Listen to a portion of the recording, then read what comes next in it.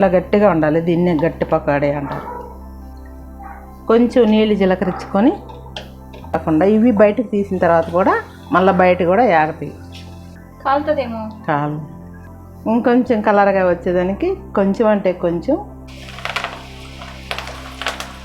Welcome back to our channel. ఈరోజు మన Jaya's పరివార్లో snack item ఉల్లిపాయ పకోడీ.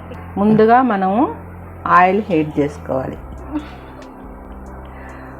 పకోడా పిండి కలుపుకునే ముందే ఆయిల్ని హీట్ చేసి పెట్టుకోవాలి. నేను కప్పు శనగపిండి తీసుకున్నా. ఆ కప్పు శనగపిండికి పెద్ద ఉల్లిపాయ ఒకటి తీసుకున్నా, 4 పచ్చిమిరపకాయలు తీసుకున్నా, 4 పచ్చిమిరపకాయలు, కొంచెం కరివేపాకు, కొంచెం గుల్లగా వచ్చేదానికి పెరుగు, ఉల్లిపాయలు దీన్ని వేసుకోవాలి.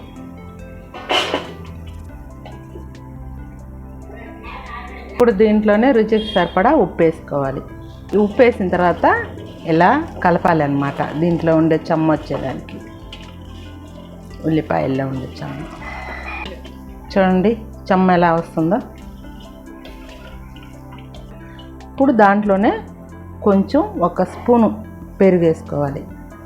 పట్టా మొగ్గ పొడి కొంచెం వేసుకుంటున్నా, అలాగే అల్లం వెల్లుల్లి పేస్ట్ కూడా 1 స్పూన్ వేసుకుంటున్నా.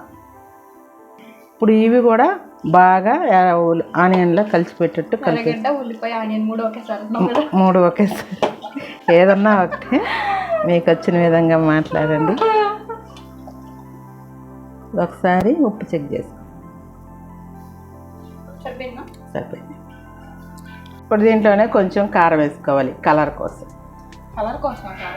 ఆల్రెడీ పచ్చిమిరపకాయలు వేసాంగా, ఇంకొంచెం కలర్గా వచ్చేదానికి కొంచెం అంటే కొంచెం పసుపు, చిటికెడు. ఇప్పుడు ఇవి కూడా బాగా కలిసిపోయేటట్టు కలిపేసుకోవాలి. ఇప్పుడు మనం మెయిన్ ఇంగ్రీడియంట్ శనగపిండి వేసుకోవాలి. ఈ చెమ్మకి సరిపోయే విధంగా ఉంటే అలాగే వేసుకోవచ్చు, లేదంటే కొంచెం నీళ్ళు వేసుకోవచ్చు.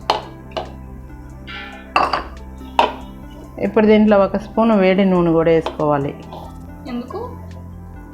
గుల్లగా వచ్చేది. బొరబరా అంటాయి చూడు, బొరబరా అంటాయి చూడు. తెలుసులే, కరువు అని. ఇప్పుడు మనం దీంట్లో 1 స్పూన్ కాగిన నూనె వేసుకోవాలి.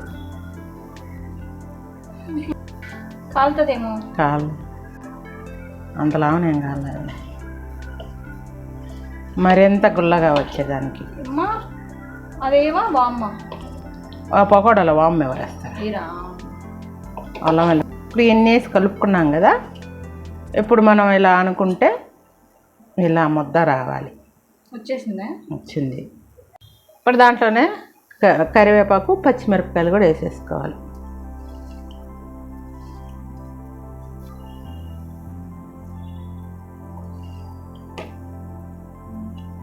ఇప్పుడు ఈ విధంగా కలిపేసుకున్నాం కదా, దీన్ని ఇట్లా వెనక్కి అనుకొని మనం వేసుకోవాలన్నంత తీసుకొని కొంచెం నీళ్ళు జీలకరించుకొని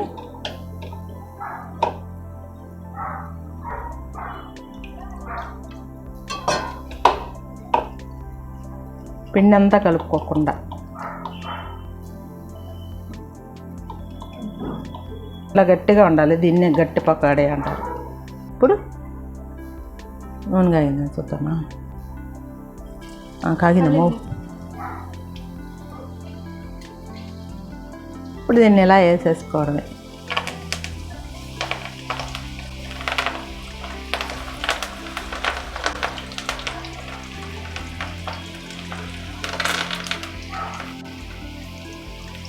అంతే, సింపుల్. మనం వేసిన వెంటనే కలిపెట్టకుండా కొంచెంసేపు ఆగి ఇలా తిప్పుకోవాలి. చూడండి, ఎర్రగడ్డలు ఇట్లా బ్రౌన్ కలర్ వచ్చిన తర్వాత తీసేసుకోవాలి. మరీ ఎర్రగా మాడిపోయినట్టు కాకుండా ఇవి బయటకు తీసిన తర్వాత కూడా మళ్ళీ బయట కూడా యాగతాయి, నల్లగా వస్తాయి, కలర్ చేంజ్ అవుతుంది. ఇదిగోండి, మొత్తానికి మన ఆనియన్ పకోడా రెడీ అయిపోయింది. టేస్ట్ చేసి ఎలా ఉందో చెప్తాం.